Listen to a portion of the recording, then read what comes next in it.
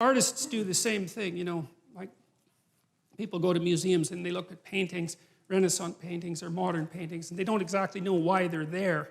You know, I was in this room in New York, I don't remember which museum, but it was a room full of Renaissance art, you know, great painters, the greatest painters, and I thought maybe that room was worth $1 billion or something outrageous because there was like 20 paintings in there, you know, so priceless. And the first thing is, well, why are those paintings worth so much? And why is there a museum in the biggest city in the world devoted to them? And why do people from all over the world come and look at them? What the hell are those people doing? One of them was of the Assumption of Mary, you know, beautifully painted, absolutely glowing work of art. And there's like 20 people standing in front of it looking at it. And you think, what are those people up to? You know, they don't know. Why did they make a pilgrimage to New York to come and look at that painting? It's not like they know. Why is it worth so much? I mean, I know there's a status element to it too, but that begs the question, why do those items become such high status items? What is it about them that's so absolutely remarkable? Well, we're strange creatures. Artists observe one another. They observe people and they represent what they see and they transmit the message of what they see to us and they teach us to see, and we don't necessarily know what it is that we're learning from them. But we're learning something, or at least we're acting like we're learning something. We go to movies, we watch stories, we immerse ourselves in fiction constantly. That's an artistic production.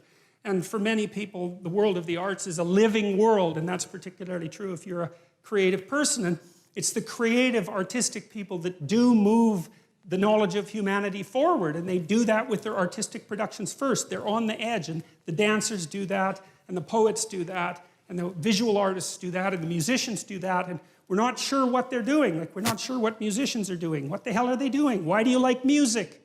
You know, it gives you a deep intimation of the significance of things. And no one questions it. You go to a concert, you're thrilled. It's a quasi-religious experience, particularly if the people really get themselves together and get the crowd moving. You know, there's something incredibly intense about it, but it makes no sense whatsoever.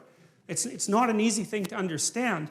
Music is deeply patterned, and patterned in layers, and I think that has something to do with it, because reality is patterned and deeply patterned in layers, and so I think music is representing reality in some fundamental way, and that we get into the sway of that and sort of participate in being, and that's part of what makes it such an uplifting experience. But we don't really know that's what we're doing, we just go do it, and it's nourishing for people, right? I mean, young people in particular, lots of them live for music. It's where they derive all their meaning, their cultural identity. Everything that's nourishing comes from their affiliation with their music and is part of their cultural identity.